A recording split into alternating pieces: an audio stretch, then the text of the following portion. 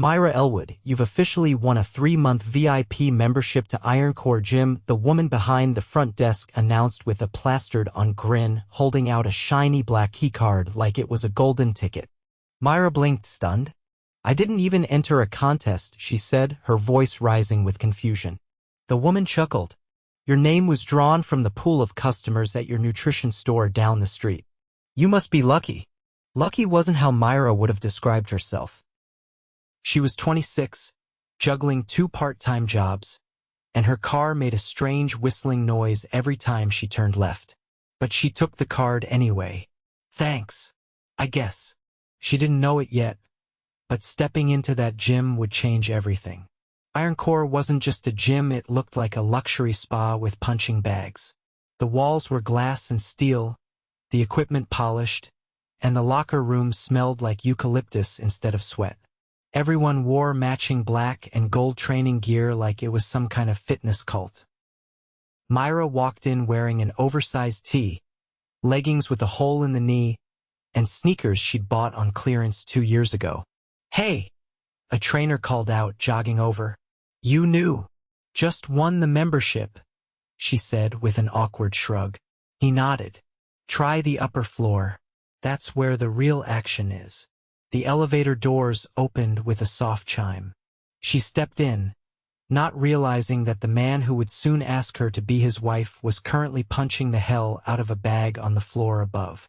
The top floor was quieter. No music, just the rhythmic thud of gloves against leather. Myra walked into the training space, eyes scanning the room. Then she saw him. He stood at the far end, shirtless, glistening with sweat, the muscles in his back flexing with every movement. His jaw was sharp, his hair damp. He was focused, hitting the bag with a force that looked personal. And then he turned. Their eyes locked. Myra froze. He was breathtaking, but there was something in his gaze intensity, like he saw more than just the surface. He pulled off his gloves and walked toward her, grabbing a towel from a bench on the way. You're new, he said, voice low and smooth. His eyes flicked to the hole in her leggings, then back to her face. I'm Foster Parrish. Myra, she said quickly. Elwood. Foster offered his hand.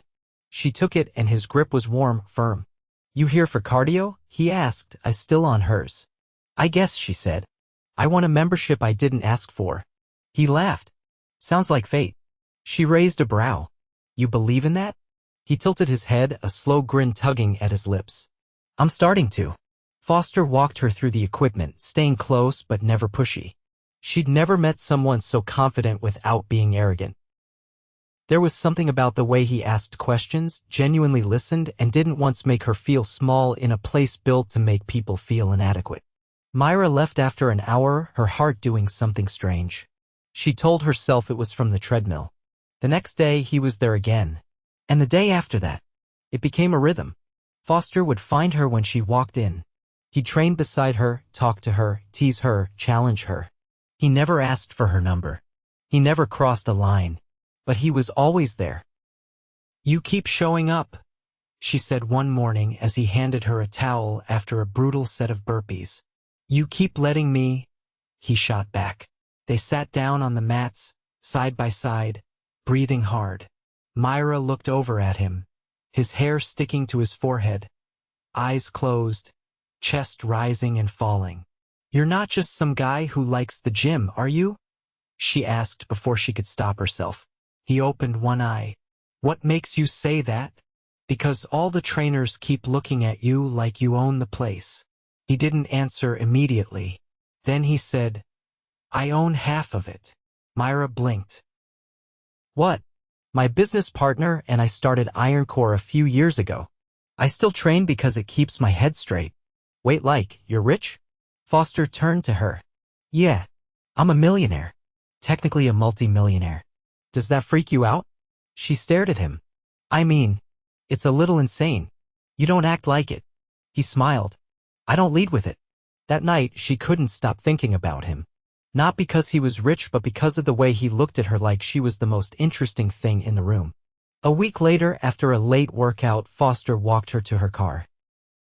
It was parked under a flickering streetlight, and she winced when it made the usual screech as she opened the door. You shouldn't be driving this thing at night, he muttered. It runs, she said. Mostly. He stepped closer. Let me take you to dinner. Myra blinked. What? Dinner. Real dinner. Not protein shakes and muscle bars. Why? Because I can't stop thinking about you, he said simply. Because I want to know everything. Because I haven't smiled this much in a long time. She hesitated. I'm not asking you to marry me, Myra, he added, half laughing. Just dinner. She nodded, her voice soft. Okay. Dinner turned out to be at a rooftop restaurant with twinkling lights and a view of the city. Foster pulled out her chair, ordered a bottle of wine without looking at the menu, and didn't once glance at his phone. You clean up nice, he said, eyes lingering on her face. You look like you walked out of a magazine, she replied, cheeks warm. Are you nervous? Yes, she admitted. Good, he grinned. Me too. They talked for hours. About her dreams. His past. Her art. His business. The way she lit up when she talked about painting made him lean in closer, eyes soft. When he walked her back to her car, he didn't kiss her, just touched her hand and said, I want to see you again. And she wanted him to see all of her. Myra didn't know how fast hearts could fall, but hers was already tumbling. And from the way Foster looked at her like she was the only person that existed, he was falling too. But love's never that simple. And neither was this. The next morning, Myra opened the front door of her apartment and nearly tripped over a box. It was long, matte black, and tied with a crimson ribbon that practically dared her to open it. She glanced down the hall, no sign of anyone, then brought it inside, setting it on her wobbly kitchen table. Inside, wrapped in soft white tissue paper, was a pair of pristine running shoes, sleek, professional grade, and light as air when she held them. Tucked beneath them was a simple note on thick cream cardstock. Thought yours were ready to retire. F. She stared at the initials, her heart doing a foolish little twist. He hadn't asked her size. Somehow they were perfect. At the gym that evening, she found him near the free weights. He was tying a resistance band to a bar, sleeves pushed up to his elbows. When he saw her, his mouth curved into a slow grin that made her forget how to breathe for a second. You didn't have to do that, she said as she approached. I know, Foster replied, not looking away from her. But I noticed you limping after box jumps yesterday. I wasn't limping. You were compensating on your left side, he corrected. Probably from per arch support. Those shoes were 3 injuries waiting to happen. Myra crossed her arms. So you sent me ones that probably cost more than my rent? I'd rather you be safe than stubborn. That's not fair, she said, trying to hold on to her indignation. But his eyes were too earnest. He leaned closer. Neither is how much I've started looking forward to seeing you every day.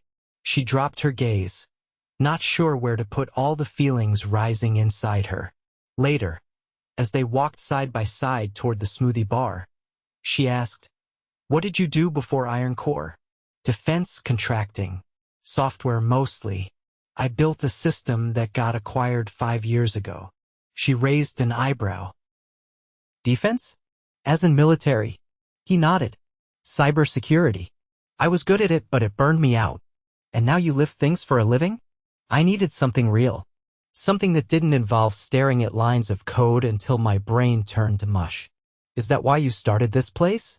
Partly, he said, pausing to grab 2 protein drinks from the fridge behind the counter. The other part was, I wanted to create a place where people felt stronger walking out than they did walking in.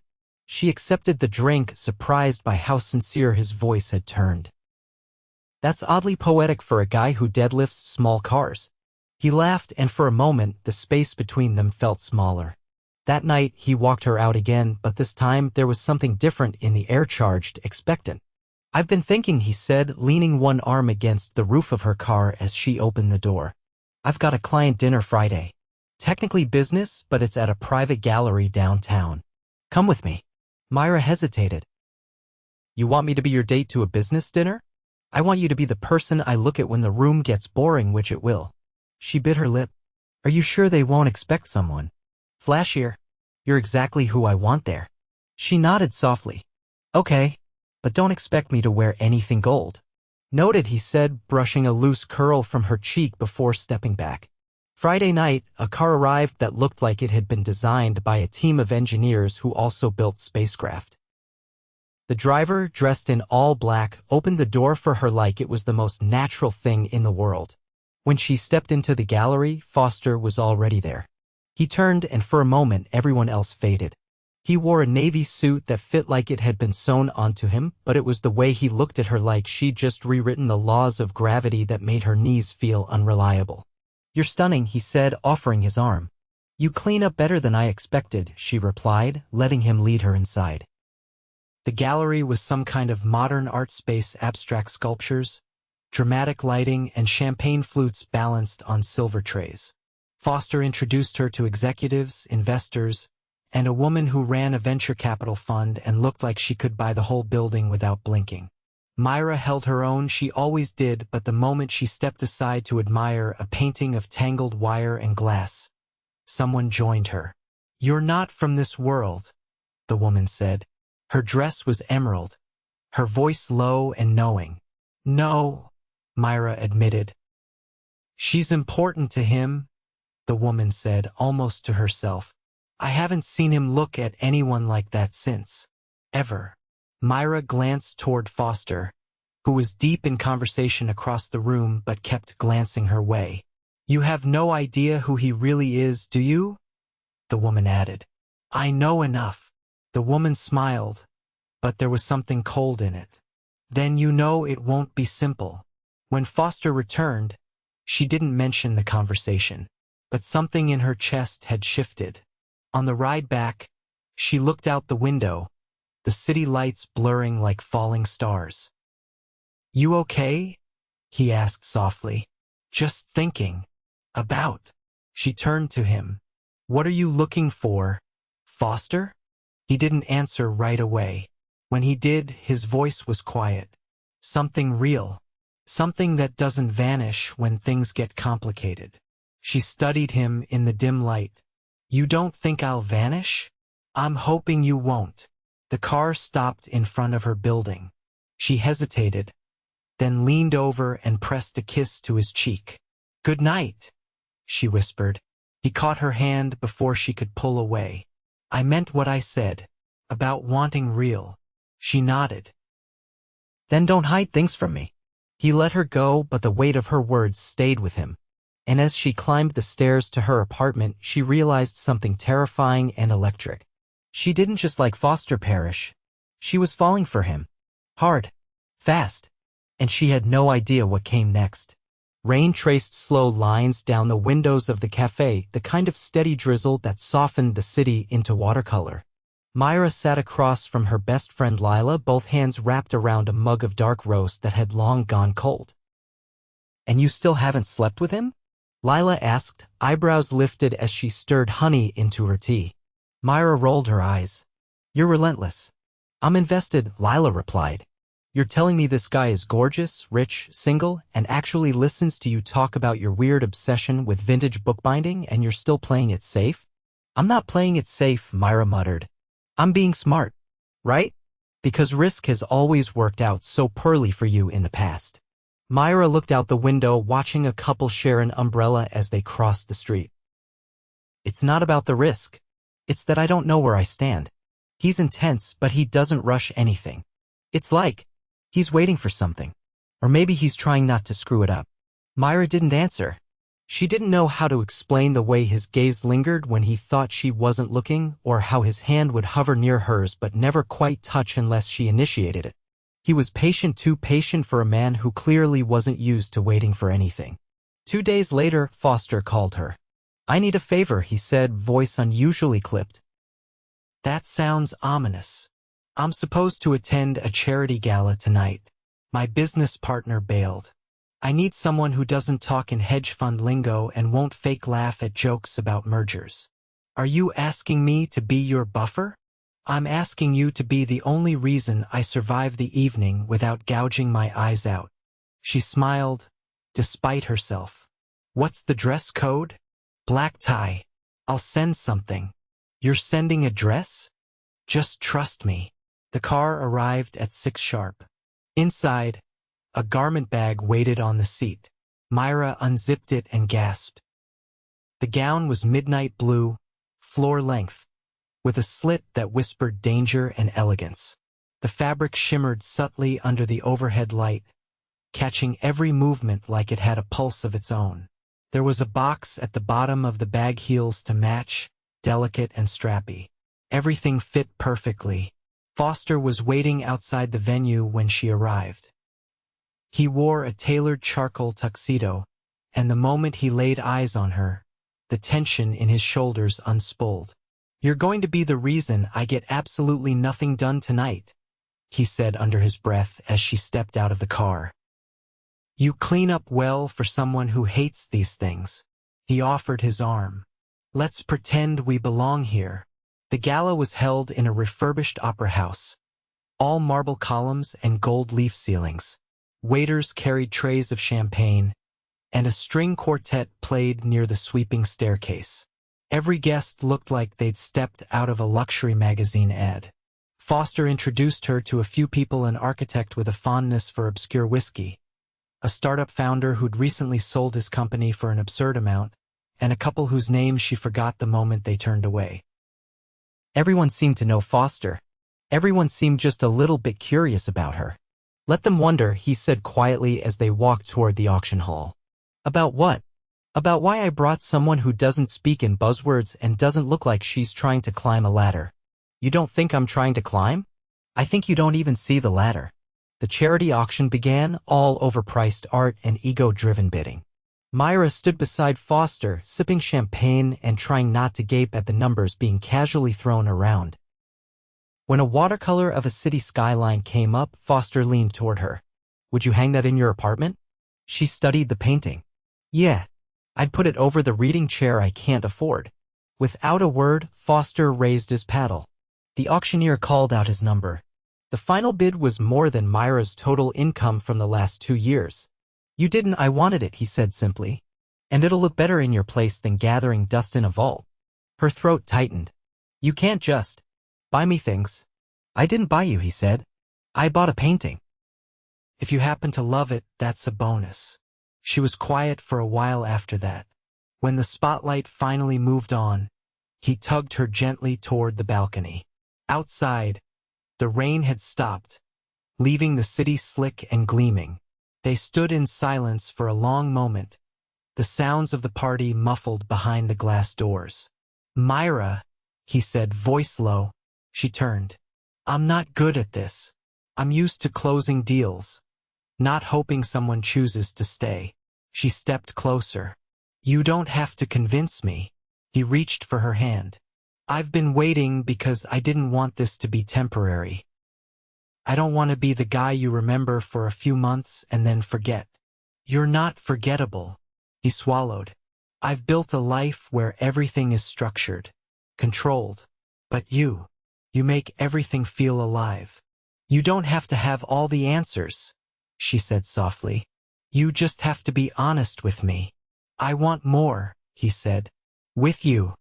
Her heart pounded. "Then stop holding back." He leaned in, slowly, like he was giving her a chance to pull away. She didn't. Their lips met, warm and certain, the kind of kiss that left no room for doubt. It was the culmination of weeks of tension, of quiet glances and almosts, and when it broke, neither of them moved. "I'm scared," he admitted, forehead resting against hers. "Me too," she whispered. "But I think that's how we know it's real." Later that night, back at her apartment, she stood in front of the newly hung painting. The city skyline bled into the clouds, delicate and bold all at once. She touched the frame lightly, then turned as Foster stepped inside, carrying 2 mugs of tea. "You remembered I don't like coffee at night," she said. "I remember everything," he replied. He handed her a mug, then glanced around. "You know your couch is older than my business portfolio? Don't knock it. That couch has survived 3 apartments and 1 unfortunate wine spill." He sat beside her, setting the mugs down. "I've been thinking about something." She raised an eyebrow. "I want to take a break from pretending this is casual," he said. "Because it's not. Not for me. It hasn't been casual since the day you handed me that towel." He chuckled. "Then let's stop pretending we're trying this out." "What are you saying exactly?" I'm saying I want you in my life. Permanently. She met his gaze. That sounds dangerously close to something serious. He took her hand. I want to build something real with you. And I don't want to wait until we're both too scared to say it out loud. She didn't respond right away. Instead, she leaned into him, her head resting on his shoulder. I think I've been waiting for someone who makes me feel like I matter outside of what I do or what I have, she said quietly. You do matter, he said. More than you know. And for the first time in a long time, Myra believed it. The first thing Myra noticed was how quiet the gym felt without Foster beside her. She stepped onto the mat, expecting him to appear the way he always did, towel slung over his shoulder, a teasing remark waiting on his lips. But the space he usually filled was empty. No text, no call, just absence. By the time she finished her stretches, a trainer approached with an apologetic expression. Foster had to fly out early this morning, he said. Some investor issue in Singapore. Said he'd be back by the weekend. Myra nodded, trying not to let her disappointment show. Did he say anything else? The trainer hesitated, then added, he said to tell you not to worry. That he'd explain everything when he got back. That night, she sat on her couch, paintbrush dangling from her fingers, colors drying on the palette she hadn't touched in over an hour. She didn't know why the silence felt heavier than before. It wasn't like they'd made any promises, not officially. But something in the way he held her, the way he listened, it had felt like a promise. 2 days passed. Then 3. On the 4th morning, her doorbell rang. She opened it to find an older man in a dark suit holding a narrow envelope and a soft smile. This is for you, he said, handing it over. Mr. Parrish asked me personally. Before she could ask any questions, he tipped his hat and walked away. Inside the envelope was a single plane ticket. First class. Departure in 3 hours. Destination, Singapore. And beneath that, a handwritten note in Foster's looping script. I didn't want to wait to tell you how serious this is. But I also didn't want to ask you to step into my world without showing you what it really means. If you're willing, come find me. I'll be waiting. She stood frozen for a moment, heart pounding, then ran to throw clothes into her duffel bag. Something inside her already knew this wasn't just a gesture. It was a turning point. The flight felt unreal. She barely slept, too wired to rest, and when the car picked her up at the airport, she half expected to wake up. But the driver greeted her by name, and an iced matcha latte, her favorite, waited in the cup holder beside her. The car pulled into a sleek, mirrored skyscraper where a woman in a dove-gray blazer escorted her through a private elevator that opened directly into a 2-story penthouse. Foster was standing at the far end of the room, sleeves rolled up, pacing in front of a wall of windows that looked out over the bay. When he turned and saw her, something in his face cracked open. You came, he breathed. You sent a plane ticket, she said, stepping inside. I figured that was your version of a love letter. He crossed the room in seconds, pulling her into his arms.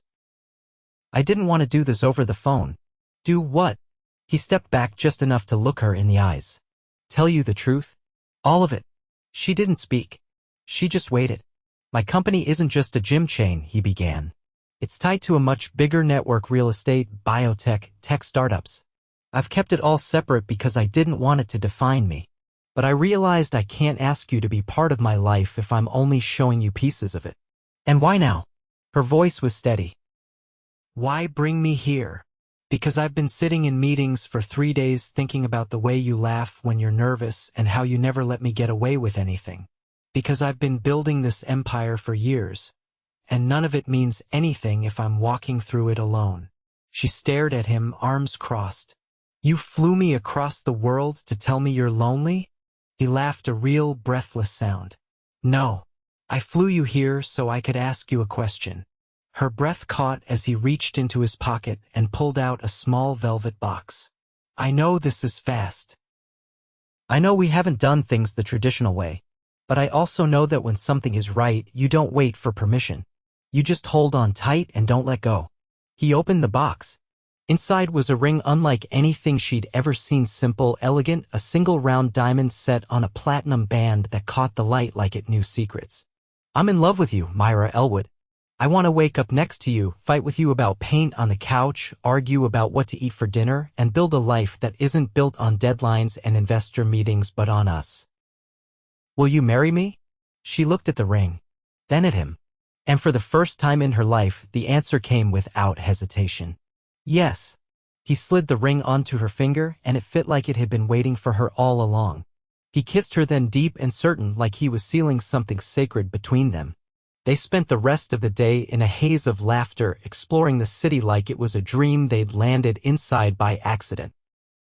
He showed her the offices he hated, the secret rooftop garden he escaped to when it all felt like too much, and the little corner cafe that served the only croissants he deemed acceptable outside of Paris. That evening, they returned to the penthouse. She stood barefoot on the balcony, wind tugging at her hair, the skyline glittering like spilled starlight. Foster came up behind her, wrapping his arms around her waist. "Do you regret coming?" he asked softly. She leaned back into him. "Not for a second." "Then let's make this permanent." He pulled out his phone and made a call right then and there. The next 48 hours were a whirlwind, a private ceremony at a villa in Bali he already owned, a dress delivered by a designer Myra had only read about in fashion magazines, and a small group of people who mattered. Lila flew in, crying the moment she saw Myra in white. There were no vows read from paper. They spoke from the heart. "I didn't believe in fate," he said. "Until the day you walked into my gym with a busted knee and a fire in your eyes I couldn't look away from. I thought I won a free membership," she said through tears. "But I won you." When they kissed, the world tilted in that perfect way it does when everything finally falls into place. Later, they danced beneath lanterns strung between palm trees, barefoot in the grass, the ocean humming in the distance. Foster twirled her once, then pulled her close. "You know," he murmured, "I still think fate had a hand in that giveaway." She lifted her head. "You rigged it, didn't you?" He gave a sheepish grin. "I saw you walk past that gym once. Asked the manager to accidentally pull your name." She gasped, laughing. "You're unbelievable." "I saw you," he said simply. "And I knew." She kissed him again, full of joy and disbelief and wild, unshakable love. And in that moment, with her arms around his neck, a ring on her finger, and the stars dancing above them, Myra realized she hadn't just married a millionaire. She'd married the only man who ever saw all of her, and chose her anyway. Morning sunlight spilled into the villa's bedroom, tracing golden paths across the ivory sheets. Myra stirred, eyes blinking open to find Foster already awake beside her, elbow propped against the pillow, watching her like she was still part of a dream he hadn't quite recovered from. "You always stare at people when they're sleeping," she murmured, voice thick with sleep. "Only when I'm married to them," he said, brushing a strand of hair from her cheek. She smiled, still not used to the feel of the ring on her finger or the warmth that bloomed at the word married. "So this is what waking up next to you feels like." He leaned down, kissing her gently. "It's going to feel like this every morning. Better even." She rolled onto her side, tucking a hand beneath her cheek. "Are you going to make that your new personal mission? Improving on perfection?" "I was thinking more along the lines of breakfast," he said, swinging his legs out of bed. "There's a chef downstairs who makes these fruit tarts that might actually ruin you for any other pastry." She reached out and grabbed his wrist before he could stand. "Stay." "Just for a minute." He paused, then settled back onto the bed, his hand finding hers. They lay there, quiet, the ocean breeze drifting through the open windows, the scent of plumeria thick in the air.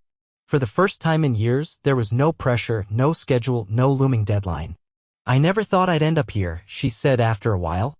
"In a villa halfway across the world, married to a man who once made me do wall sits until my legs gave out."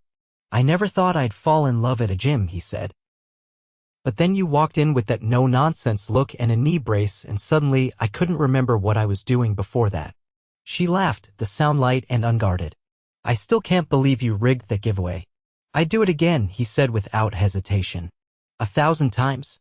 They flew back to the city a few days later, returning to a penthouse that now felt shared instead of borrowed. Foster had cleared out an entire room for her to use as her studio, and when she stepped inside for the first time, she found the walls freshly painted, a large easel waiting in the center, and shelves already stocked with brushes and blank canvases. Her eyes widened. "You remembered the brand of oil pastels I use? I called the art store you always go to," he said, shrugging. "They practically recited your order history from memory." She turned to him. "You're going to make it very hard to ever be mad at you." "I hope so. But just in case, I left space in the other room for a punching bag." Life didn't go back to normal, it shifted into something better, more grounded. Foster's world of contracts and meetings still existed, but somehow, Myra's presence softened the edges. She wasn't just beside him, she was part of it now. She painted in the mornings, sometimes barefoot with music echoing through the apartment, and in the evenings, she'd curl up beside him on the balcony with a glass of wine as the city breathed around them. And it wasn't perfect. She still left coffee cups in strange places, and he still got too intense when he couldn't fix something immediately. But every difference became something they folded into the rhythm. They were building something uniquely theirs. One afternoon, Myra stood in the center of a bright, airy gallery surrounded by her paintings, each one framed and lit like it belonged there. Foster had convinced her to finally show her work, but only after months of quiet encouragement and zero pressure. Crowds moved through the space, murmuring in admiration, but Myra only saw Foster as he stepped inside, wearing a dark collared shirt that made him look impossibly sharp. His eyes locked on hers across the room, and when he reached her, he didn't speak right away. He just looked around at the walls, then back at her. "You did this," she whispered. "No," he said. "You did. I just refused to let you hide anymore." Her hand slipped into his. "I still get terrified sometimes. Like I'm going to wake up and this will all vanish." He kissed the back of her hand. "Then I'll just keep reminding you, every day, that this is real." After the exhibit, they walked home through the city, the evening air crisp and full of possibility. When they reached the corner of the street near the gym, the place where it all began, Foster paused. "Come with me," he said. She followed him through the front doors of Ironcore, now closed for the night. The lights were dimmed, the space empty. He led her upstairs to the second floor, the very spot where they first met. He stopped in front of the heavy bag, now still and silent. "This is where I first saw you," he said.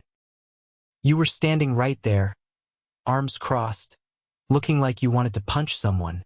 I thought you were an arrogant trainer," she said, laughing. "And I thought you were going to change my life," he replied. "Turns out we were both right." He turned to face her fully. "I didn't tell you this before, but after that first week, I stopped training anyone else. I kept coming in just to see you." She blinked. "You gave up clients?" "For me, I gave up pretending they mattered more." Tears welled in her eyes, but she didn't let them fall.